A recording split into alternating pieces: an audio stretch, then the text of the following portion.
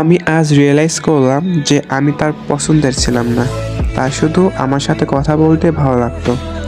আর আমি এটা ভেবে বসে থাকতাম যে কেউ তো আমাকে পছন্দ করে। আমার সাথে সবসময় এমনটাই হয়। বন্ধু নামে সবার লিসেনার হয়ে থাকি।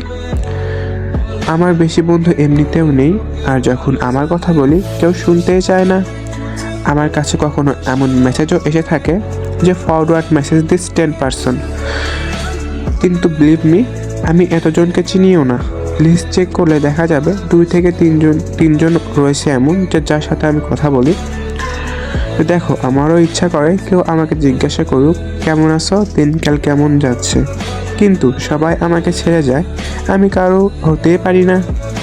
কি করব? হয়তো মুভ অন করার জন্যই আমার জন্ম হয়েছে।